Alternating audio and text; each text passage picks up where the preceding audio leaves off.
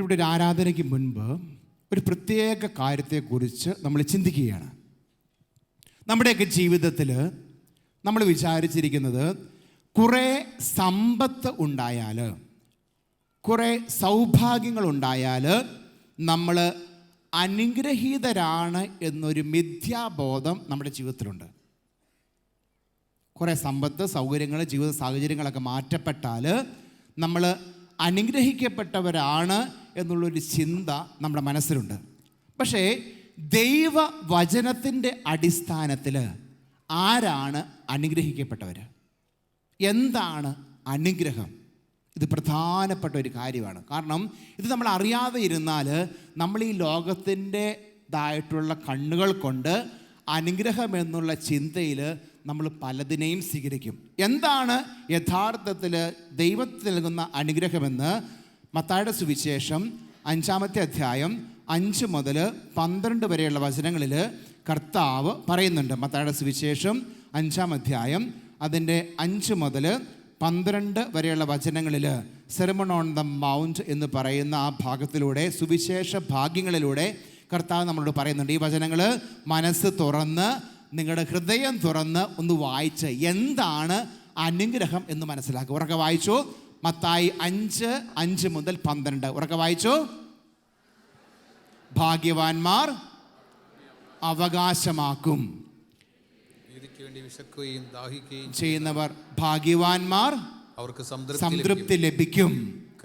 അവർ ഭാഗ്യവാന്മാർ, അവർക്ക് കരുണ ലഭിക്കും. ഹൃദയശുദ്ധിയുള്ളവർ ഭാഗ്യവാന്മാർ, അവർ ദൈവത്തെ കാണും. സമാധാനം സ്ഥാപിക്കുന്നവർ ഭാഗ്യവാന്മാർ, അവർ ദൈവപുത്രന്മാരെന്ന് വിളിക്കപ്പെടും. നീതിക്ക് വേണ്ടി പീഡനമേൽക്കുന്നവർ ഭാഗ്യവാന്മാർ, സ്വർഗരാജ്യം അവരുടേതാണ്.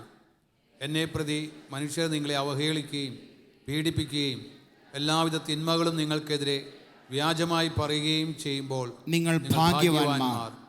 നിങ്ങൾ ആനന്ദിച്ചാഹ്ലാദിക്കുവിൻ, സ്വർഗത്തിൽ നിങ്ങളുടെ പ്രതിഫലം വലുതായിരിക്കും. നിങ്ങൾക്ക് മുമ്പുണ്ടായിരുന്ന പ്രവാചകന്മാരെയും അവർ ഇപ്രകാരം പീഡിപ്പിച്ചിട്ടുണ്ട്. അവർക്ക് പറഞ്ഞേ ഹല്ലേലൂയ. ഹല്ലേലൂയ. പ്രിയപ്പെട്ടവരെ, സുവിശേഷ ബെയാറ്റിറ്റ്യൂഡ്സ് എന്ന് പറയുന്ന ഈ ഭാഗത്തെക്കുറിച്ച് നമ്മൾ മനസ്സിലാക്കേണ്ട ഒരു കാര്യം, ലോകത്തിൻ്റെ ദൃഷ്ടിയിൽ എന്തൊക്കെയാണോ പ്രശ്നങ്ങൾ, അത് ദൈവത്തിൻ്റെ മുൻപിൽ എന്താണ്? ബ്ലെസ്സിങ്സ് ആണ്. നിങ്ങളെ മറ്റുള്ളവർ പീഡിപ്പിക്കുമ്പോൾ നിങ്ങൾ അനുഗ്രഹീതര്.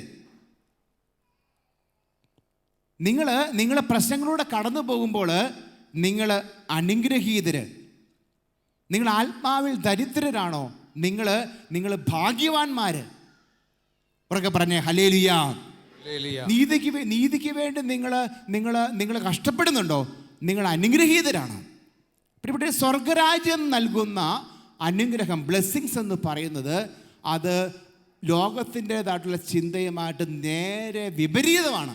ഇത് മനസ്സിലാക്കിക്കൊണ്ടാണ് നമുക്കറിയാം സഭയിൽ ഒത്തിരിയേറെ രക്തസാക്ഷികളുണ്ട്. ഈ രക്തസാക്ഷികൾ അവരുടെ ജീവിതത്തിലുണ്ടായിരുന്ന കുറേയേറെ സൗഭാഗ്യങ്ങൾ അവർ വേണ്ടാന്ന് വെച്ച്, ജീവനെ പോലും വേണ്ടാന്ന് വെച്ചപ്പോഴാണ് അവർ രക്തസാക്ഷികളായിട്ട് മാറിയത്. വിശുദ്ധർ ഒത്തിരി പേരുണ്ട്. പക്ഷേ രക്തസാക്ഷി അല്ലെങ്കിൽ കൂടെ നമുക്കറിയാം വിശുദ്ധ ഫ്രാൻസിസ് അസീസിയുടെ ജീവിതം നിങ്ങൾ പലരും വായിച്ചിട്ടുണ്ടാകും, കണ്ടിട്ടുണ്ടാകും, അസീസിയിൽ പോയിട്ടുണ്ടായിരിക്കാം.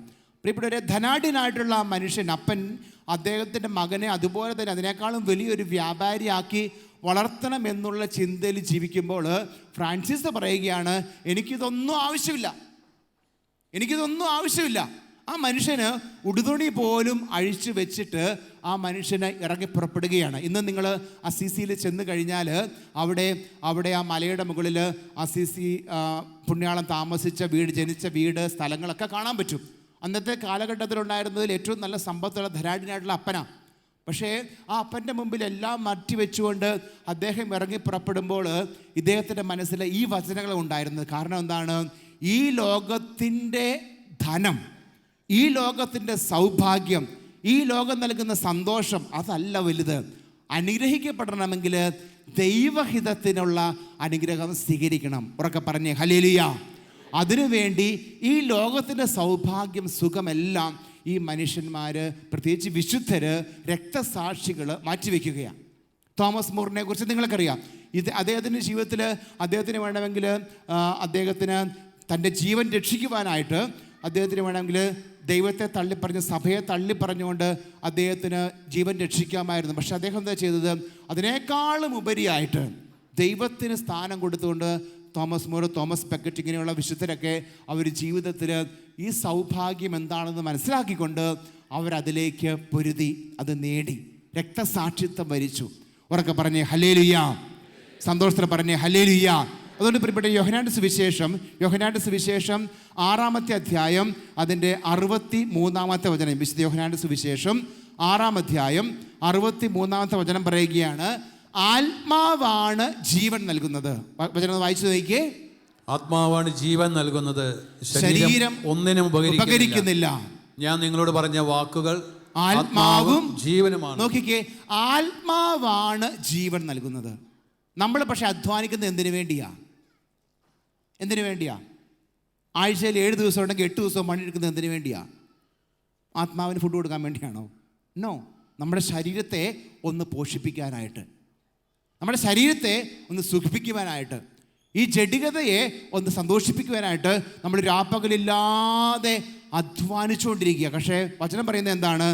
ആത്മാവാണ് ജീവൻ നൽകുന്നത്, ശരീരം ഒന്നിനും ഉപകരിക്കുന്നില്ല.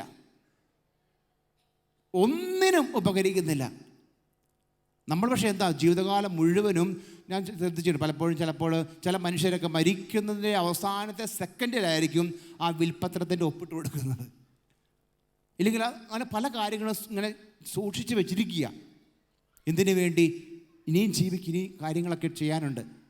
പക്ഷേ അത് തിരിച്ച് മനസ്സിലാക്കിയ ഒരു ആത്മാവാണ് ജീവൻ, ശരീരം ഒന്നിനും ഉപകരിക്കുന്നില്ല എന്ന് മനസ്സിലാക്കിയവർ എന്ത് ചെയ്യും പ്രിയപ്പെട്ടവരെ? അതെല്ലാം വേണ്ടാന്ന് വെച്ചുകൊണ്ട് ദൈവരാജ്യത്തിനുവേണ്ടി, സ്വർഗ അനുഗ്രഹങ്ങൾക്ക് വേണ്ടി, സ്വർഗഭാഗ്യങ്ങൾക്ക് വേണ്ടി അവർ അധ്വാനിക്കും. വലതുകരം ഉയർത്തി പറഞ്ഞേ ഹല്ലേലൂയ. സന്തോഷത്തോടെ പറഞ്ഞേ ഹല്ലേലൂയ. പ്രഭാഷകന്റെ പുസ്തകം 11-ാമത്തെ അധ്യായം അതിൻ്റെ 22-ാമത്തെ വചനം. പ്രഭാഷകന്റെ പുസ്തകം 11-ാമത്തെ അധ്യായം 22-ാമത്തെ വചനം വായിച്ചു നോക്കിയേ. കർത്താവിൻ്റെ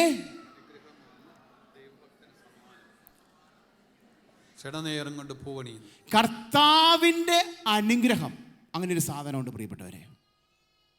കർത്താവിൻ്റെ അനുഗ്രഹം.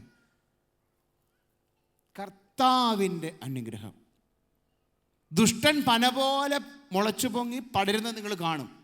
പക്ഷെ അത് കർത്താവിൻ്റെ അനുഗ്രഹമായിരിക്കത്തില്ല. അനുഗ്രഹം എന്ന് പറയുന്നൊരു സംഭവമുണ്ട്.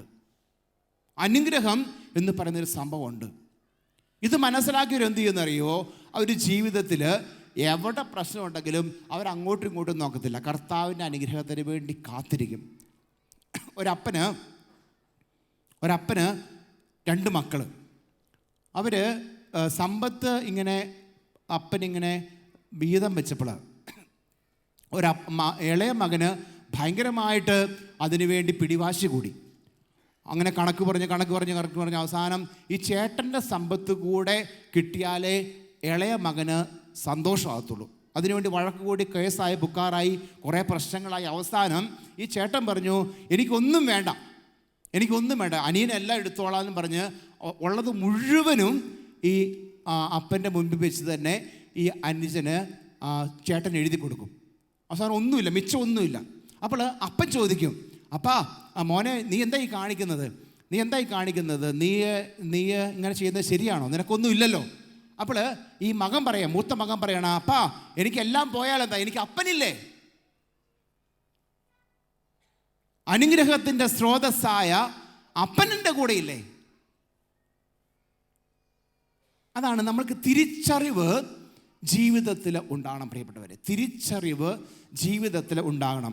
മാതാപിതാക്കളുടെ അനുഗ്രഹം മക്കളുടെ ജീവിതത്തെ ബലവത്താകും. പ്രഭാഷകന്റെ പുസ്തകം 3-ാമത്തെ അധ്യായത്തിലേക്ക്, പ്രഭാഷകന്റെ പുസ്തകം 3-ാമത്തെ അധ്യായത്തിൽ കുറേ കാര്യങ്ങൾ, പ്രത്യേകിച്ച് മാതാപിതാക്കളുടെ കാര്യങ്ങളെക്കുറിച്ചൊക്കെ പറയുന്നതിൻ്റെ അകത്ത് പ്രധാനപ്പെട്ട ഒരു കാര്യമാണ് മാതാപിതാക്കളുടെ കടമകളെക്കുറിച്ച് പറയുന്നതിൻ്റെ അകത്ത്. മാതാപിതാക്കളുടെ 3:9 വായിച്ചു നോക്കി.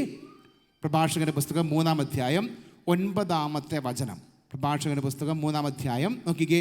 പിതാവിൻ്റെ അനുഗ്രഹം മക്കളുടെ ഭവനങ്ങളെ ബലവത്താക്കും. അത് നിങ്ങൾ ഒത്തിരി ഒന്നും മനസ്സ് വിഷമിക്കേണ്ട കാര്യമാണ് ഞാൻ പറയുന്നത്. പക്ഷേ ഇങ്ങനൊരു സംഭവം ഉണ്ടെന്നേ. മാതാപിതാക്കളുടെ അനുഗ്രഹം മക്കളുടെ ഭവനങ്ങളെ ബലവത്താക്കും. അനുഗ്രഹം എന്ന് പറയുന്ന ഒരു സാധനമുണ്ട്. ഞാൻ കണ്ടിട്ടുണ്ട് പ്രിയപ്പെട്ടവരെ, കുറേ സമ്പത്ത് നേടുവാനായിട്ട് സാഹചര്യം ലഭിച്ച വ്യക്തികൾ ജീവിതത്തിൽ വിജയിക്കാതെ പോയത് ഞാൻ കണ്ടിട്ടുണ്ട്. കോടിക്കണക്കിന് രൂപയുടെ സമ്പത്ത്, പക്ഷേ വീട്ടിൽ സമാധാനമില്ല. സമ്പത്തുണ്ട്, പക്ഷേ അതുകൊണ്ട് സന്തോഷത്തോടെ ജീവിക്കാൻ പറ്റുന്നില്ല. ബ്ലെസ്സിങ്ങും നമുക്കുള്ള കാര്യങ്ങളും രണ്ടും രണ്ടാണ്. മാതാപിതാക്കളുടെ അനുഗ്രഹം മക്കളുടെ ജീവിതത്തെ ബലവത്താക്കും. അത് മാതാപിതാക്കളുടെ സ്ഥാനത്ത് നിൽക്കുന്ന ആരും ആയിക്കോട്ടെ, സഭയിലെ വൈദികരായിരിക്കാം, സന്യസ്തരായിരിക്കാം, അതല്ലെങ്കിൽ മെത്രാന്മാരായിരിക്കാം, അല്ലെങ്കിൽ നമ്മളെ പഠിപ്പിച്ച ഗുരുഭൂതരായിരിക്കാം. നമ്മൾക്ക് ഗുരുതുല്യരോ മാതാപിതാക്കളുടെ സ്ഥാനത്ത് നിൽക്കുന്ന വ്യക്തികളുടെ അടുത്ത് നമ്മൾ ചോദിക്കേണ്ട ഒറ്റ കാര്യമുള്ളൂ, അനുഗ്രഹം. എന്താണ്? നമ്മുടെ ശിരസിൽ കൈകൾ വെച്ച് അനുഗ്രഹിക്കുവാനായിട്ട് മാതാപിതാക്കളോട് നിങ്ങൾ പറയണം. അവരിന്നുണ്ടെങ്കിൽ ഇതൊരു ഇതൊരു ചുമ്മാ ഒരു കാര്യമല്ല. അങ്ങനെ ഒരു സംഭവമുണ്ട്. മനസ്സ് തുറന്ന് നിങ്ങളെ സ്നേഹിക്കുന്നവർ നിങ്ങളെ അനുഗ്രഹിച്ചാൽ ജീവിതത്തിൻ്റെ പല പ്രശ്നങ്ങളും തീരും. പ്രിയപ്പെട്ടവരെ, അച്ഛനത് കണ്ടിട്ടുണ്ട്. നമ്മളെന്താ ചെയ്യുന്നറിയോ? നമ്മൾ ഭയങ്കരമായിട്ട് യുദ്ധം ചെയ്തുകൊണ്ടിരിക്കുക. എന്തിനു വേണ്ടി? പ്രശ്നങ്ങൾ തീർക്കുവാനായിട്ട്, ഇല്ലെങ്കിൽ കുറേ കാര്യങ്ങൾ ശരിയാക്കുവാനായിട്ട്. പക്ഷേ അനുഗ്രഹം വരേണ്ട ചാനലുകൾ, വഴികൾ, അത് നമ്മൾ അടച്ചു വെച്ചിരിക്കുക. നമ്മൾ ഇന്നിപ്പോൾ ഈ അവസ്ഥയിലേക്ക് ഇവിടെ UK-ലും മറ്റ് രാജ്യങ്ങളിലൊക്കെ ഇരുന്ന് ഈ വചനം കേൾക്കുന്നവരുണ്ടായിരിക്കാം. നിങ്ങൾ ചിന്തിച്ച് നോക്കിയേ, നിങ്ങൾ ഈ അവസ്ഥയിൽ എത്തുന്നതിന് എത്രയോ പേര് അധ്വാനിച്ചിട്ടുണ്ട്, പ്രാർത്ഥിച്ചിട്ടുണ്ട്. നമ്മുടെ സ്വന്തം കഴിവുകൊണ്ടാണോ? എത്രയോ പേര് അധ്വാനിച്ചിട്ടുണ്ട്. ആ നാട്ടിലൊന്ന് പോകുമ്പോൾ അവരുടെ അടുത്ത് പോയിട്ട് ഒരു നന്ദി പറയുക, അല്ലെങ്കിൽ ഒരു സമ്മാനം അവർക്ക് കൊണ്ടേ കൊടുക്കുക. അന്ന് അങ്ങ് ഇങ്ങനെയൊക്കെ പ്രവർത്തിച്ചുകൊണ്ടാണ്, പറഞ്ഞു തന്നുകൊണ്ടാണ് ഞാനിപ്പോൾ ഈ ജോലിയിൽ നിൽക്കുന്നത്, അല്ലെങ്കിൽ ഈ രാജ്യത്ത് നിൽക്കുന്നത് എന്നൊക്കെ ഒന്ന് പറയുക. അപ്പോൾ അവരെന്ത് ചെയ്യും? പിന്നെ ഒന്നും കൂടെ മനസ്സ് തുറന്ന് ഒന്ന് അനുഗ്രഹിക്കും. വലതുകരം ഉയർത്തി പറഞ്ഞേ ഹല്ലേലൂയ. അനുഗ്രഹം എന്ന് പറയുന്നൊരു സംഭവമുണ്ട്. ഞാനിപ്പോൾ എൻ്റെ പള്ളിയിൽ നിങ്ങൾക്കറിയാം, ഞാൻ ഇന്ന് വന്ന പിതാവിൻ്റെ നോർത്താംപ്ടൺ രൂപതയിലുള്ള ഡാച്ചറ്റ് എന്ന് പറയുന്ന ഹീത്രോ എയർപോർട്ടിൻ്റെ തൊട്ടാണ് എൻ്റെ പള്ളി. അവിടെ നിന്ന് 10 മിനിറ്റേ ഉള്ളൂ ഹീത്രോ എയർപോർട്ട്. അപ്പോൾ ആ പള്ളിയിൽ ആണ് ഞാൻ നിൽക്കുന്നത്. അപ്പോൾ ഇപ്പോൾ ഈ ആഴ്ച 2 ആഴ്ച അവിടെ ഉണ്ടായിരുന്നില്ല. അപ്പോൾ ഞാൻ വേറൊരു എൻ്റെ അവിടെ ശുശ്രൂഷ ചെയ്തു, അവിടെ ഇടവകയുണ്ടായിരുന്ന പഴയൊരു പ്രായമുള്ള ഒരു അച്ഛനെ, റിട്ടയേർഡ് പ്രീസ്റ്റാണ്, ഐറിഷ് പ്രീസ്റ്റാണ്. അപ്പോൾ അച്ഛനെ ഞാൻ എൻ്റെ പള്ളിയിൽ കൊണ്ട് നിർത്തി. അപ്പോൾ ഞാൻ 2-3 ആഴ്ച ഇല്ലാത്തത് കൊണ്ട്. അപ്പോൾ ഞാൻ ഇന്നലെ അച്ഛനെ കണ്ടപ്പോൾ, അപ്പോൾ അച്ഛനെ ഇനി ഞാൻ കാണത്തില്ല, മീൻസ് ഞാൻ അച്ഛനെ തിരിച്ചു പോകും. അപ്പോൾ ഞാൻ അച്ഛനെ പറഞ്ഞു, അച്ഛനെ എനിക്ക് വേണ്ടി ഒന്ന് പ്രാർത്ഥിക്കണമെന്ന് പറഞ്ഞിട്ട്, അച്ഛന് 92 വയസ്സുണ്ട്, ഐറിഷ് പ്രീസ്റ്റാണ്. അപ്പോൾ ഞാൻ അച്ഛൻ്റെ മുമ്പിൽ ഞാൻ മുട്ടുകുത്തി. അച്ഛൻ്റെ മുമ്പ് മുട്ടുകുത്തിയിട്ട് അച്ഛൻ എന്നെ ഇങ്ങനെ 2 കരങ്ങളും വെച്ചിട്ട് അച്ഛനെ ഇങ്ങനെ ബ്ലസ് ചെയ്ത് ഇങ്ങനെ പ്രാർത്ഥിച്ച് അനുഗ്രഹിച്ചു. അപ്പോൾ എനിക്ക് ഭയങ്കര സന്തോഷമായി. കാരണം ഒരു കാരണവരായിട്ടുള്ള ഒരു വല്യപ്പൻ്റെ സ്ഥാനത്ത് നിൽക്കുന്ന ഒരു വ്യക്തിയാണ്. അതോടൊപ്പം തന്നെ ഒരു അച്ഛനും കൂടെ അല്ലേ. അപ്പോൾ എനിക്ക് ഭയങ്കര ഇഷ്ടമായി. കാരണം എല്ലാ അച്ഛൻ പറഞ്ഞൊക്കെ കേട്ട് സ്വീകരിച്ചു എല്ലാം പ്രാർത്ഥനയൊക്കെ ഞാൻ സ്വീകരിച്ചു. 92 വയസ്സ് അച്ഛൻ്റെ ശിരസിലെ കരങ്ങൾ ഇങ്ങനെ ശിരസിൽ കുരിശ് വരച്ച് എന്നെ അനുഗ്രഹിച്ച് കഴിഞ്ഞിട്ട് ഞാൻ എഴുന്നേറ്റപ്പോൾ 92 വയസ്സുള്ള ഈ അച്ഛൻ എൻ്റെ മുമ്പിൽ മുട്ടുകുത്തി. ഞാൻ ഞെട്ടിപ്പോയി. എന്നിട്ട് അച്ഛൻ എൻ്റെ അടുത്ത് പറയാണ്, അച്ഛൻ എന്നെ ബ്ലസ് ചെയ്ത് പ്രാർത്ഥിക്കണം. 92 വയസ്സുള്ള അച്ഛന് എൻ്റെ മുമ്പിൽ മുട്ടുകുത്തി എന്നിട്ട് പറയാണ്, അച്ഛൻ എന്നെ ഒന്ന് ബ്ലസ് ചെയ്ത് പ്രാർത്ഥിക്കണം. അതിനർത്ഥമുണ്ട് പ്രിയപ്പെട്ടവരെ. ഒരു വൈദികൻ്റെ ബ്ലെസ്സിങ് ഇതിനർത്ഥമുണ്ട്. ഒരു മാതാപിതാക്കളുടെ ബ്ലെസ്സിങ്ങിന് അർത്ഥമുണ്ട്. അത് മനസ്സിലാക്കിയവർ അത് ചോദിച്ചു മേടിക്കും. എനിക്ക് 92 വയസ്സുള്ള ഒരു അച്ഛന് എൻ്റെ മുമ്പിൽ മുട്ടുകുത്തേണ്ട കാര്യമുണ്ടോ? ഇന്നലെ സംഭവിച്ച കാര്യം ഞാനീ പറയുന്നത്. വലതുകരം ഉയർത്തി പറഞ്ഞേ ഹല്ലേലൂയ. സന്തോഷത്തിൽ പറഞ്ഞേ ഹല്ലേലൂയ. അതുകൊണ്ട് എല്ലാം സംഭവിക്കുന്നത്, ജീവിതത്തിലെല്ലാം സംഭവിക്കുന്നത് നമ്മുടെ മിടുക്ക് കൊണ്ടാണെന്ന് വിചാരിക്കരുത്. റോമാക്കാർക്ക് എഴുതിയ ലേഖനം 9-ാം അധ്യായം 16-ാമത്തെ വചനം. റോമാക്കാർക്ക് എഴുതിയ ലേഖനം 9-ാം അധ്യായം 16-ാമത്തെ വചനം പറയുകയാണ്, അതുകൊണ്ട് മനുഷ്യൻ്റെ ആഗ്രഹമോ പ്രയത്നമോ അല്ല, ദൈവത്തിൻ്റെ ദയയാണ് എല്ലാറ്റിൻ്റെയും അടിസ്ഥാനം. ഈ അടിസ്ഥാനം ദൈവത്തിൻ്റെ ദയയാണെങ്കിൽ അത് നമ്മൾ ചോദിച്ചു മേടിക്കണം. നമ്മൾ ചോദിച്ചു മേടിക്കും. അതുകൊണ്ടാണ് നമുക്കറിയാം യാക്കോബിൻ്റെ ജീവിതത്തിൽ ഒരു സംഭവം ഉണ്ടായപ്പോൾ ഈ മനുഷ്യൻ്റെ ഈ യാക്കോബിന് അനുഗ്രഹം ലഭിക്കുവാനായിട്ട് അമ്മ അത് റബേക്ക ഇസഹാക്കിനെ വിട്ട് ഇത് ചോദിച്ചു മേടിക്കുക. അപ്പോൾ അനുഗ്രഹങ്ങൾ ചോദിച്ച് മേടിക്കണം. അപ്പം ഉൽപ്പത്തിയുടെ പുസ്തകം നിങ്ങൾ വായിക്കാൻ പറ്റുന്നത്, ഉൽപ്പത്തിയുടെ പുസ്തകം book of Genesis chapter 27 verse 7 എടുത്ത് നോക്കി. ഉൽപ്പത്തിയുടെ പുസ്തകം 27-ാം അധ്യായം അതിൻ്റെ 7-ാമത്തെ വചനത്തിൽ പറയുകയാണ്, നായാട്ടിറച്ചി കൊണ്ടുവന്ന് രുചികരമായി പാകം ചെയ്ത് എൻ്റെ മുമ്പിൽ വിളമ്പുക. ഞാൻ മരിക്കും മുൻപ്. ഇത് ബൈബിളിലുള്ള കാര്യം അടച്ച് വായിക്കുന്നതേ, നിങ്ങൾക്ക് അറിയാവുന്ന കഥയാണെന്ന് വെച്ചാൽ സ്കിപ്പ് ചെയ്ത് പോവാണ്. സംഭവം എന്താണെന്ന് അറിയാവുന്നുണ്ട്. അതുകൊണ്ട് പറയുന്നത് എന്താണ്, ഞാൻ മരിക്കും മുൻപ് അത് ഭക്ഷിച്ചിട്ട് ദൈവത്തിൻ്റെ മുമ്പിൽ ഒരു മനുഷ്യൻ്റെ അനുഗ്രഹം തലമുറകളിലേക്ക് വന്ന് ഇന്ന് നമ്മളിൽ വന്ന് നിൽക്കുക. ഒരു മനുഷ്യൻ്റെ അനുഗ്രഹം തലമുറകളിലൂടെ കടന്ന് യാക്കോബിൻ്റെ പിതാവായ യാക്കോബിനെ നമ്മൾ പ്രാർത്ഥിക്കാറില്ലേ, തലമുറകളിലൂടെ കടന്ന് നമ്മളിൽ വന്ന് നിൽക്കുക. ഒരു അനുഗ്രഹം, ഇതിനർത്ഥമുണ്ട് പ്രിയപ്പെട്ടവരെ. യാക്കോബിൻ്റെ ദൈവമേ, ഇസഹാക്കിൻ്റെ ദൈവമേ, അബ്രഹാമിൻ്റെ ദൈവം പ്രാർത്ഥിക്കില്ലേ പ്രിയപ്പെട്ട? ഒരു അനുഗ്രഹം തലമുറകളിൽ നിന്ന് തലമുറകളിലേക്ക് വ്യാപരിക്കുന്നതാണ്. മാതാപിതാക്കളുടെ അനുഗ്രഹം അത് മക്കൾക്ക്. നിങ്ങൾ പ്രാർത്ഥിക്കാൻ പഠിക്കാനൊക്കെ ബുദ്ധിമുട്ടുള്ള കുട്ടികളുണ്ടായിരിക്കാം. ആ കുട്ടികളുടെ ശിരസിൽ നിങ്ങൾ മാതാപിതാക്കൾ മനസ്സ് തുറന്ന് കരങ്ങൾ വെച്ചൊന്ന് അനുഗ്രഹിച്ച് പ്രാർത്ഥിച്ചു നോക്കിയേ, അവിടെ അത്ഭുതം നടക്കും പ്രിയപ്പെട്ടവർ. നമ്മളത് ചെയ്യുന്നില്ല എന്നുള്ള. ഇന്നിപ്പോൾ ഒരു സാക്ഷ്യം പറഞ്ഞില്ലേ, ഒരു കൊച്ചു വന്നിട്ട്, ഡയാന. ആ കൊച്ച് അവൾ വിശ്വസിച്ചു, ഇത് സംഭവിക്കുന്നത് വിശ്വസിച്ചു. അവളുടെ അമ്മയ്ക്ക് അത് അനുഗ്രഹമായിട്ട് മാറി. അനുഗ്രഹിക്കണം. നമ്മൾ ദൈവനാമത്തിൽ അനുഗ്രഹിച്ച് പ്രാർത്ഥിച്ചു നോക്കിയേ, അത്ഭുതങ്ങൾ കുടുംബത്തിൽ നടക്കും. നമ്മളെന്താ, നിങ്ങളുടെ കുഞ്ഞുങ്ങൾക്ക് പഠിക്കുവാനായിട്ട് ബുദ്ധിമുട്ടുണ്ട്, ഇല്ലെങ്കിൽ ഒരു ദുശാഠ്യമുണ്ട്, പീഡയുണ്ട്. നമ്മളെന്ത് ചെയ്യണം? ആ കുഞ്ഞുങ്ങൾക്ക് വേണ്ടി ശിരസിലെ കരങ്ങൾ വെച്ച് നിങ്ങൾക്ക് കിട്ടിയ ദൈവികമായിട്ടുള്ള ആ കൂദാശ, നിങ്ങളുടെ വിവാഹിതമൊക്കെ പള്ളിയിൽ വെച്ച് തന്നെയല്ലേ ആശീർവദിക്കപ്പെട്ടത്? അത് സിനിമാ തിയേറ്ററിൽ വെച്ചിട്ടൊന്നും അല്ലല്ലോ. അപ്പോൾ ഒരു കൂദാശയാണെന്നേ അത്. അവിടെ ദൈവം ഉണ്ടെന്നേ. നിങ്ങൾ പ്രാർത്ഥിക്കുന്ന ദൈവം ഉത്തരം നൽകുന്നേ. വിശ്വാസത്തോടെ പ്രാർത്ഥിക്കുന്ന എല്ലാം നിങ്ങൾക്ക് ലഭിക്കും. എന്ത് ചെയ്യണം? നമ്മുടെ കരങ്ങൾ ശിരസിൽ വെച്ചിട്ട് എൻ്റെ മക്കൾക്ക് വേണ്ടി ഞാൻ പ്രാർത്ഥിക്കും. വിശ്വാസത്തോട് പറയും, ഈ കുഞ്ഞിൻ്റെ ഈ പീഡ വിട്ടുമാറിപ്പോട്ടെ. പ്രാർത്ഥിക്കണം, അനുഗ്രഹിച്ച് പ്രാർത്ഥിക്കണം. വിട്ടുമാറിപ്പോവും. നിങ്ങൾ വിശ്വസിക്കുന്നുണ്ടോ? അതുകൊണ്ട് പ്രിയപ്പെട്ട ഒരനുഗ്രഹവും അത് ഫലം കാണാതെ പോകട്ടെ. അതൊരു അനുഗ്രഹത്തിന് വേണ്ടി നമ്മൾ മസിൽ പിടിക്കണം. ബ്ലെസ്സിങ്ങിന് വേണ്ടി, ദൈവ അനുഗ്രഹത്തിന് വേണ്ടി നമ്മൾ മസിൽ പിടിക്കണം. നിങ്ങൾക്കറിയാം, ഈ ബൈബിളിൽ ഒരു സംഭവമുണ്ട്, വേറൊരു സംഭവമുണ്ട്.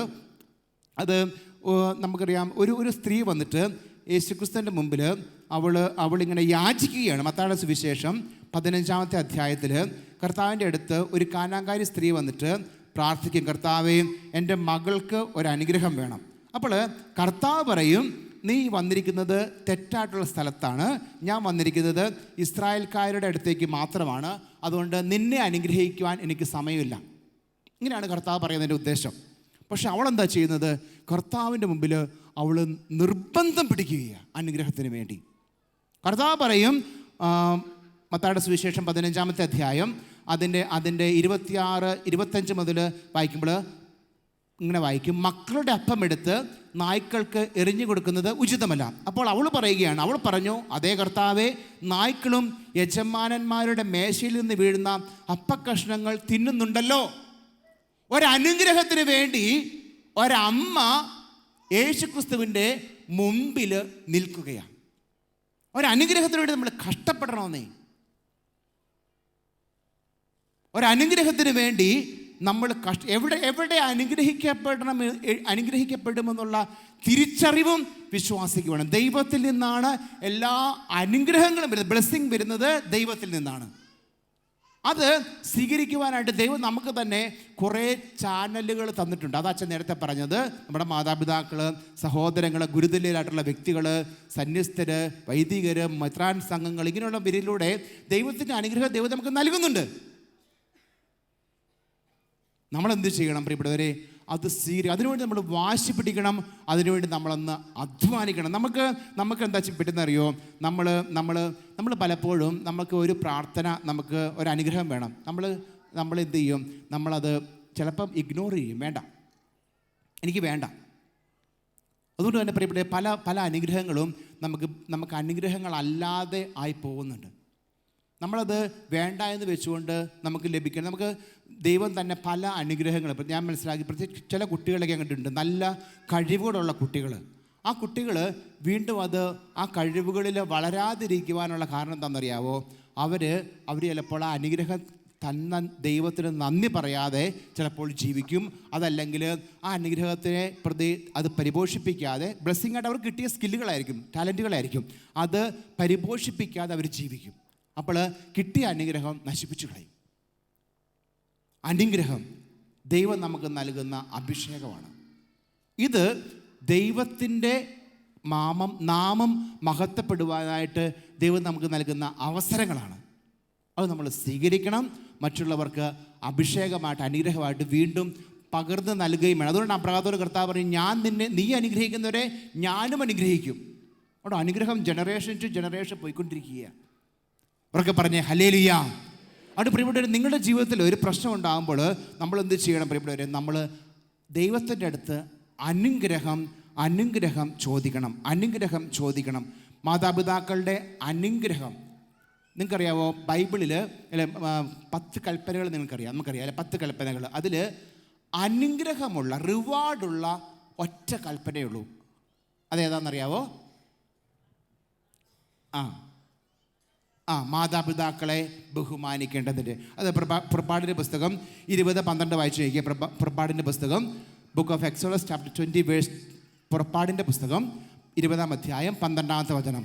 പുറപ്പാടിൻ്റെ പുസ്തകം 20:12 പറയുകയാണ്, നിന്റെ ദൈവമായ കർത്താവ്, ബുക്ക് ഓഫ് എക്സോഡസ് ചാപ്റ്റർ 20:12 പറയുകയാണ്, നിന്റെ ദൈവമായ കർത്താവ് നിനക്ക് തരുന്ന ദേശത്ത് നീ ജീവിച്ചിരിക്കേണ്ടതിന് നിന്റെ പിതാവിനെയും മാതാവിനെയും ബഹുമാനിക്കുക. ഇതൊരു അനുഗ്രഹമാണ്. വായിച്ചു നോക്കിയേ, വായിച്ചു നോക്കിയേ. നിന്റെ ദൈവമായ കർത്താവ് ദേശത്ത് നീ ദീർഘകാലം ജീവിച്ചിരിക്കേണ്ടതിന് നിന്റെ പിതാവിനെയും, ഇതൊരു അനുഗ്രഹമാണ്. നിങ്ങൾ എടുത്തു നോക്കിയ 10 കൽപ്പനകളിൽ മറ്റൊരു കൽപ്പനയ്ക്കും ഇതുപോലെയുള്ള റിവാർഡില്ല, അനുഗ്രഹമില്ല. കൊല്ലരുത് അത്രേ ഉള്ളൂ.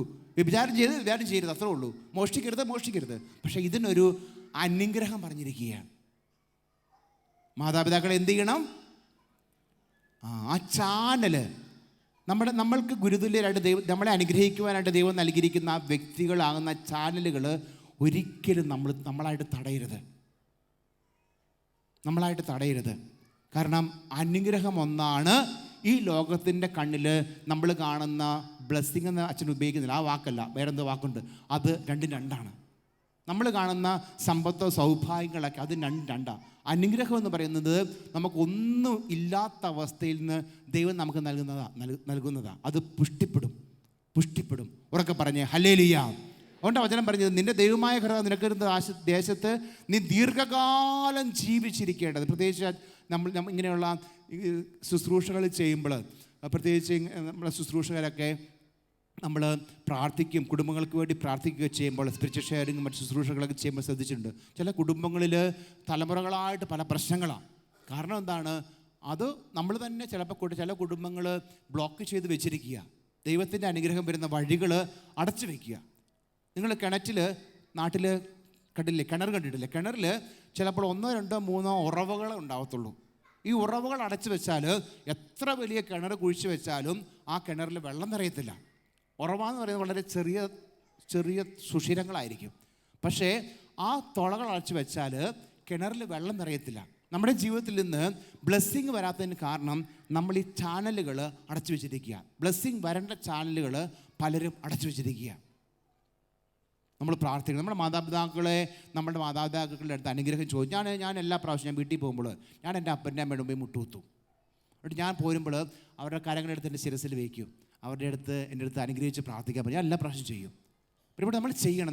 നമ്മളെ പഠിപ്പിച്ച വ്യക്തികളോട്, നമ്മുടെ നമ്മുടെ സാറുമാരോ ആരെങ്കിലുമൊക്കെ ഉണ്ടെങ്കിൽ അവരുടെ അടുത്ത് പോയിട്ട് മുട്ടുമേ കുത്തി പ്രാർത്ഥിക്കുക, അവർക്ക് വേണ്ടി അവരുടെ അടുത്ത് അനുഗ്രഹം ചോദിക്കുക. ഞാനെപ്പോഴും സെമിനാരി പഠിപ്പിച്ച എൻ്റെ റെക്ടറേച്ചനുണ്ട്, അച്ഛൻ്റെ അടുത്തൊക്കെ പോയിട്ട് ഞാനിപ്പോഴും പോയിട്ട്, അച്ഛൻ എപ്പോഴും പ്രീസ്റ്റ് ഹോമിലൊക്കെ ഉണ്ട്, പക്ഷേ അച്ഛൻ ഞാനിപ്പോഴും പോയിട്ട് ഈ വർഷം പോകുമ്പോഴും ഞാൻ അച്ഛൻ്റെ അടുത്ത് പോയിട്ട് അനുഗ്രഹം ചോദിച്ചു അച്ഛൻ്റെ കരങ്ങളെടുത്ത് എൻ്റെ ശിരസിൽ വെപ്പിക്കും.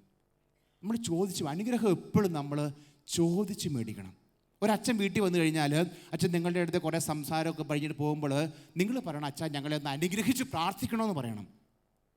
അച്ഛൻ പ്രാർത്ഥിക്കുന്നതും അച്ഛൻ അനുഗ്രഹിച്ച് പ്രാർത്ഥിക്കുന്നതും വ്യത്യാസമുണ്ട്.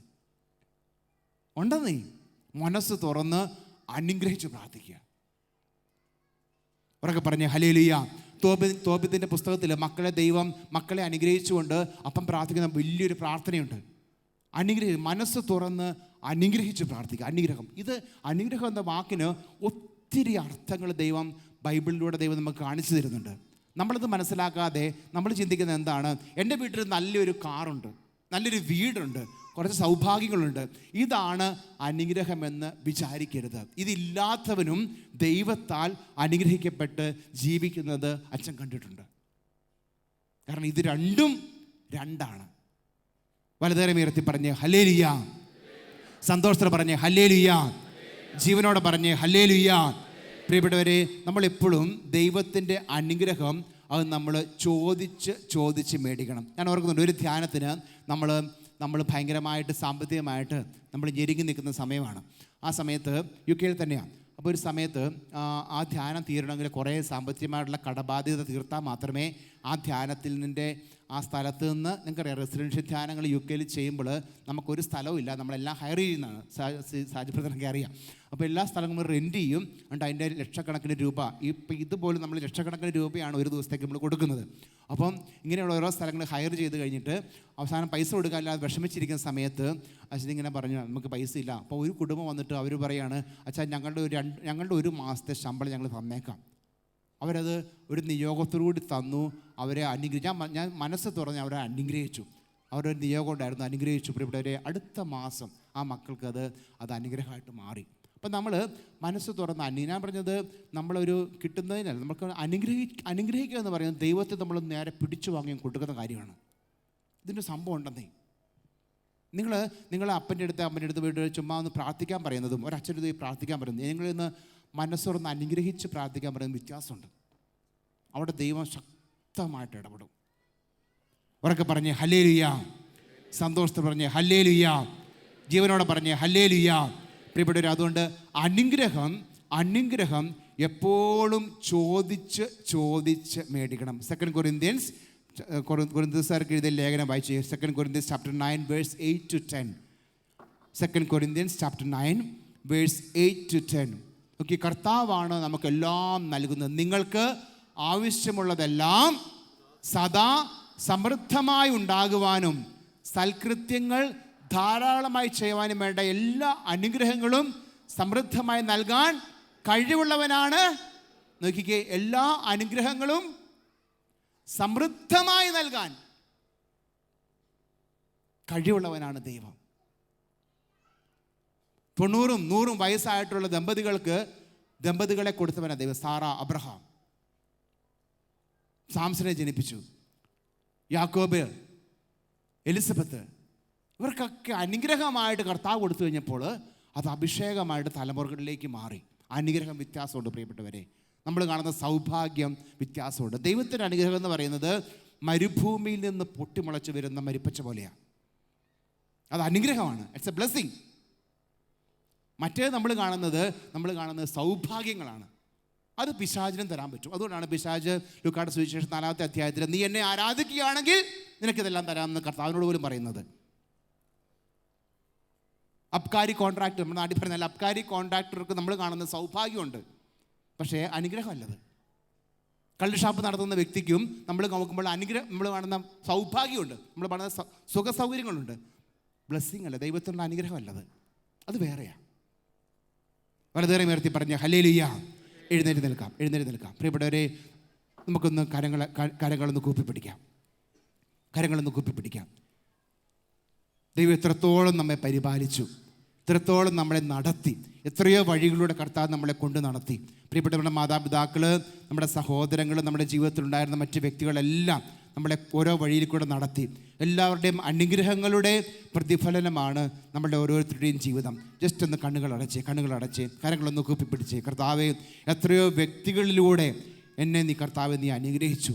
എൻ്റെ മാതാപിതാക്കൾ, സഹോദരങ്ങൾ, കർത്താവെ, എൻ്റെ ഗുരുബോധർ, എൻ്റെ വൈദികർ, സന്യസ്തർ, മറ്റു തരത്തിൽ എന്നെ അനുഗ്രഹിച്ച വ്യക്തി കർത്താവ്, ഇവരിലൂടെ എല്ലാം കർത്താവെ അങ്ങ് തന്നെയാണല്ലോ എന്നെ അനുഗ്രഹിച്ച കർത്താവ്. നന്ദി പറയുകയാണ് കർത്താവെ.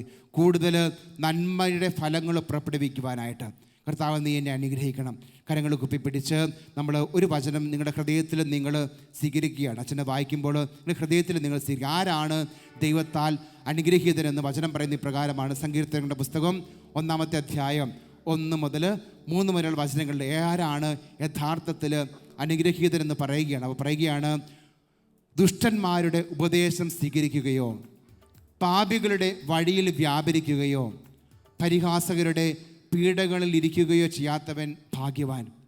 അവൻ്റെ ആനന്ദം കർത്താവിൻ്റെ നിയമത്തിലാണ്. രാവും പകലും അവൻ അതിനെക്കുറിച്ച് ധ്യാനിക്കുന്നു.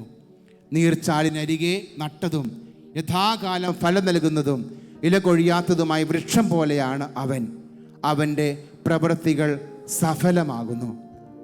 കർത്താവ് അത് സഫലമാകുന്നു. പ്രിയപ്പെട്ടവരെ, 2 കരങ്ങളും കർത്താവിൻ്റെ സന്നിധിയിൽ കുപ്പിപ്പിടിച്ചുകൊണ്ട്, കർത്താവെ, അങ്ങ് നൽകിയ എല്ലാ അനുഗ്രഹങ്ങൾക്കും നന്ദി കർത്താവെ, നന്ദി പറയുന്ന കർത്താവെ. ഒരു ഈരടിയോട് ചേർന്ന് ദൈവത്തിന് നന്ദി പറഞ്ഞ് നമ്മൾ പ്രാർത്ഥിക്കുകയാണ്.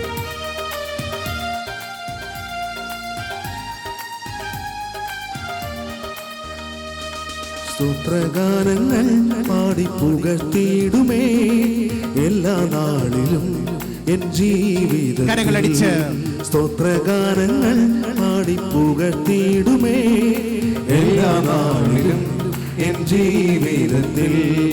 നിന്റെ ദയയൻ പ്രാണനെ കാത്തുകൊണ്ടതാ, നിന്റെ ദയയൻ പ്രാണനെ കാത്തുകൊണ്ടതാ. എന്റെ ആദരം നിന്നെ കീർത്തിക്കുമേ, എന്റെ ആദരം നിന്നെ കീർത്തിക്കുമേ. എന്റെ ജീവകാലമെല്ലാം പുതുഗാനത്താൽ അതുല്യ നാമത്തെ സ്തുതിച്ചിടുമേ. സ്തോത്രഗാനങ്ങൾ പാടി പുകഴ്ത്തിയിടുമേ എല്ലാ നാളിലും എൻ ജീവിതത്തിൽ. കർത്താവിന് നന്ദി പറഞ്ഞ് കർത്താവിനെ ആരാധിക്കുക. കർത്താവെ, എല്ലാ അനുഗ്രഹങ്ങളുടെയും യാതാവായ ദൈവം, ഞങ്ങൾ അങ്ങേ ആരാധിക്കുന്നത് കർത്താവെ, നന്ദി പറയുന്ന കർത്താവെ.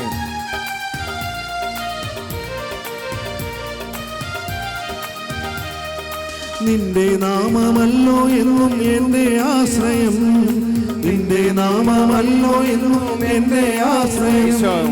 നിന്നിൽ മാത്രം ഞാൻ എന്നും ആനന്ദിക്കും, നിന്നിൽ മാത്രം ഞാൻ എന്നും ആനന്ദിക്കും. കരങ്ങൾ ഉയർത്തിയടിച്ച്, നിന്നിലല്ലോ നിത്യ ജീവ ഉറവ, ജീവവഴിയും നീ മാത്രമല്ലോ.